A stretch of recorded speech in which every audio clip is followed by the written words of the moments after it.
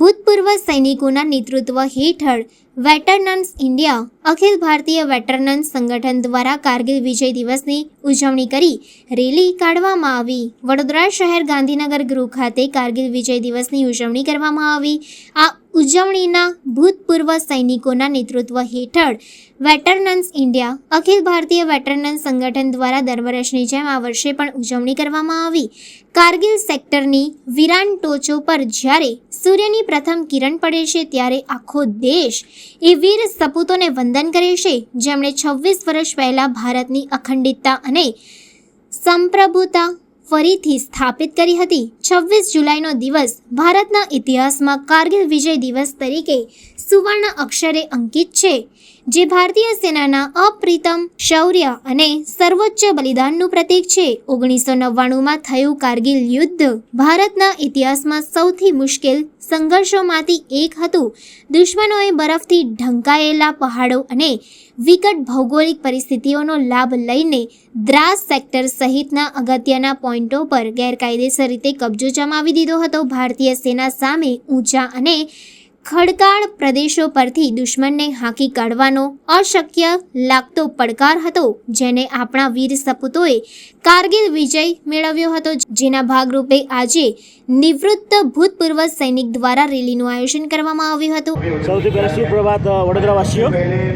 आज कारगिल विजय दिवस के पावन अवसर पर हम अपने वीर शहीदों को श्रद्धांजलि अर्पित करते हैं, जिन्होंने अपनों प्राणों की सर्वोच्च बलिदान देके भारत माता की रक्षा की।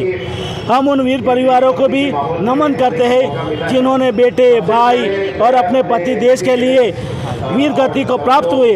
उनके बलिदानों, उनके धैर्य और उनकी साहस और शीलता का राष्ट्र के लिए अमूल्य है। 1999 की कारगिल युद्ध केवल एक युद्ध सैन्य दिवस नहीं है, वह भारत के जज्बे, साहस और देश पहले की भावना की जीत है।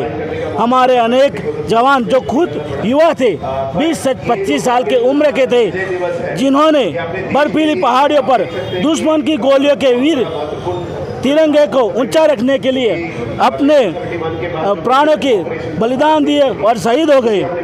आज भी सभी युवाओं को कहना चाहता हूँ, अगर हम इन शहीदों का सच्चा सम्मान करते हैं तो हमें भी अपने जीवन में ईमानदारी, कड़ी मेहनत और देशभक्ति को अपनाना होगा। चाहे आप छात्र हो, कर्मचारी हो, व्यापारी हो, आपका समर्पण ही देश की असली सेवा है। આજે કારગિલ વિજય દિવસની ઉજવણીમાં અમે અહીંયા સૌભાગ્ય મળ્યું છે કે વડોદરા ખાતે જે આપણે આર્મી વેટરન્સ અને એરફોર્સ વેટરન્સ અને નેવી વેટરન્સ અહીંયા વિજય કારગિલ દિવસની ઉજવણીમાં અહીંયા કરી રહ્યા છે। એમાં ફ્લેગ ઓફ કરવાનું મને મોકો મળ્યો અને ઇન્વિટેશન મળ્યું। મારે પણ આજે ગૌરવની યાદ છે કે આપણે જે કારગિલ વિજય દિવસમાં ભારતે જે પાકિસ્તાન વિરુદ્ધનું યુદ્ધમાં વિજય પ્રાપ્ત કરી હતી એને યાદગાર કરતા અને સાથે સાથ વિજય કારગિલ દિવસના વિજય આપણા દેશ માટે શહીદ થયા હતા એ જ આમ વેટરન્સ જે આર્મી હોય, એરફોર્સ હોય, આની અંદરના વેટરન્સને પણ યાદ કરતા દિવસ છે।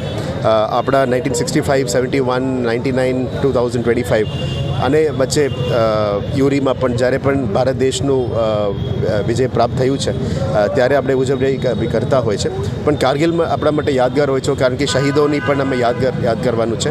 હવે અત્યારે ઓપરેશન સિંદૂરમાં આવું કંઈ નુકસાન થયેલું નથી કારણ કે ઓફેન્સિવ ડિફેન્સમાં હતા એટલે આપણે નુકસાન ઓછું હતું। આશા રાખીએ કે આવનારા દિવસોમાં પણ દર વર્ષે આ વિજય કારગિલ દિવસને અમે યાદગાર બનાવીએ। એ જ હું વેટરન્સને રિક્વેસ્ટ કર્યો હતો કે આવનારા વર્ષોથી અમે આ કાર્યક્રમને મોટું બનાવીએ, જે તે કરીને એક દેશભક્તિનો માહોલ તો હોય છે, પણ દેશભક્તિનો માહોલ અમે વિજય કારગિલ દિવસ અને ઓપરેશન સિંદૂરના દિવસ ફરી યાદ કરવો જોઈએ।